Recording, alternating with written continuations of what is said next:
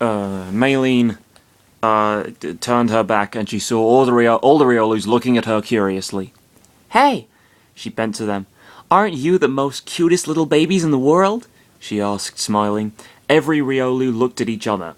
They blinked in unison, and they leaped to Maylene, causing her to fall on the ground, and they trampled her to death. No, just that little bit at the end. Causing her to fall on the ground. Ree, ree, ree. It's a ree, ree, ree, ree, ree, ree, loo, loo, ree, loo. They said above Maylene. It's a very, very specific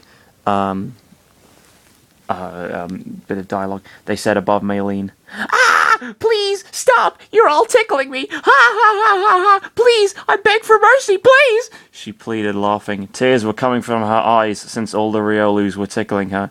"Hey, that's my chocolate bar!" she said, looking at a Riolu staring at the chocolate bar he took from Maylene's pocket. Eating fucking chocolate. That's gonna ruin your gains. The fuck are you doing? Unbelievable. He took from Maylene's pocket, unless you're trying to bulk, I don't know. He took a bite of it, and the Riolu smiled. "Ree!" he said in happiness. "Aw, you're so cute," she said, smiling and laughing. "Maylene, you're unbelievable," Chris said, frowning. Everyone laughed at this for a while. Even the Riolus were laughing too. They don't know what that means, because they were just born. As their laughs echoed through the valley... I'm wearing a fedora, by the way. I just thought I'd mention it. I felt it would complete the I don't know. I thought it would be a good item to wear for recording this show. It's not mine. It's my friend's. Honest.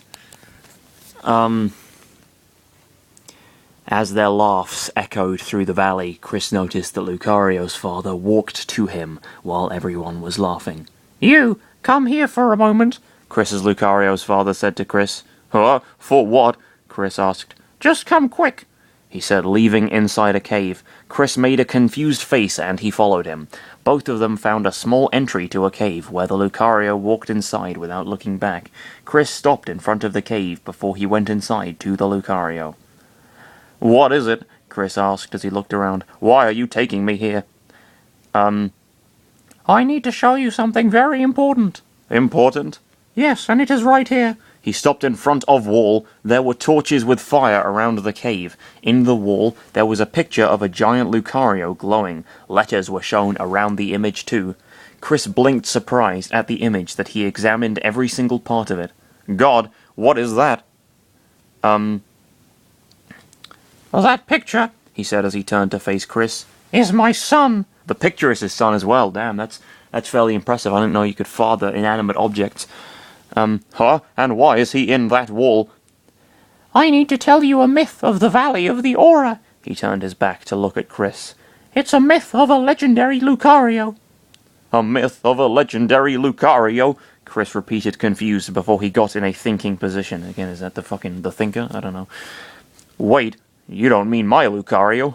Wait, it's just two..." "Yes, a myth that has been here in the valley since its existence. There was an old legend about a bloodline of the strongest Lucario in the region of Sinnoh. I am one member of that family." "So, that means..." "Correct. Your Lucario is also one of those members. You might have noticed the brute force he possesses, am I right? That shows his heritage to the bloodline of the valley."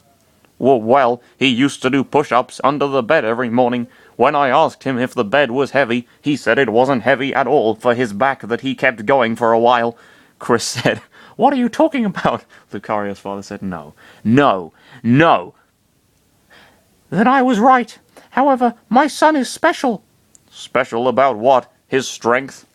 "There was an old saying about a Lucario who will have the special task that will prove his strength between all the Lucarios of the family." He looked at the wall. "The saying was this: one Lucario of the family will have a special destiny that will be used in good hands. This Lucario will help and protect a certain special being to save a great catastrophe that will engulf and destroy all the universe out of existence.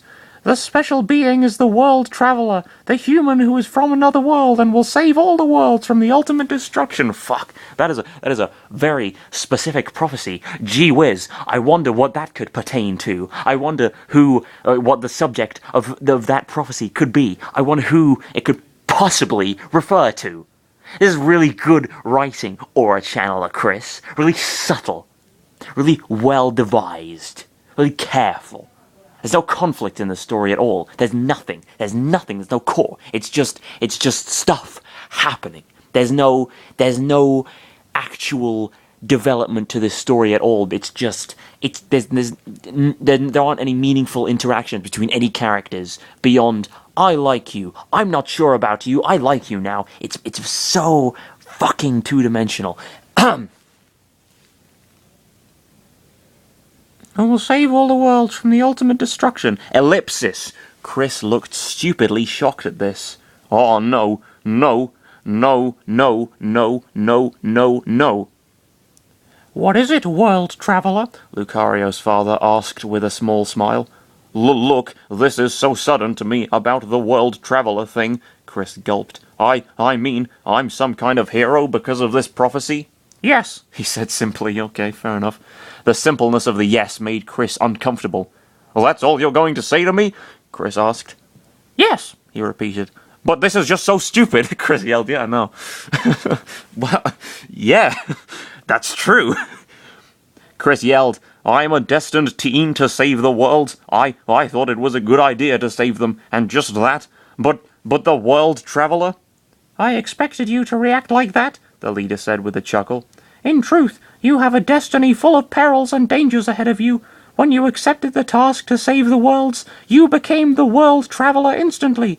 I did it just for fun, just to meet people in every single universe, Chris muttered. Well, I know you're a bit hesitant about this revelation, but what do you want to tell me? This is, Chris looked down, unbelievable. Do you care to say more than that? Can I change destinies? Well, then it wouldn't be a fucking destiny, would it? No. Can I change names? Will it make a difference? Yeah, because the fucking name was part of the prophecy. It specifically said your name was going to be Chris, didn't it? It specifically said that. That was part of it. That's going to change it. That's going to make everything different. Can I change names? Will it make a difference? No. Can I make another identity? No. Can I ignore this task? No. Can I change the prophecy? No. Can I use another Pokemon? Dickhead. No. Can I? No! He yelled angrily before he coughed. You have a destiny ahead of you, and you must complete it. Ellipsis. Chris sobbed a little as he cried toon tears. Destinies shouldn't be this harsh on me. What did I do to deserve this? Fate is sometimes cruel, but you must accept it. As much as this is so unfair, Chris looked to him, I'm going to accept this. You have nothing to be ashamed of. Remember that you still have my son as your guardian. He will step in front of the danger for you. Well, that's true, Chris nodded. I hope I can do a good job, though. Don't worry, he said. I'm sure you can achieve this if you put effort and mind into it. But do you really accept this task? But you've just gone into intense detail explaining why he doesn't have a choice. Why are you now questioning his judgment?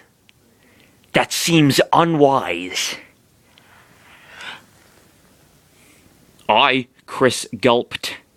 I'm sure I will do it for everyone and every single place out there.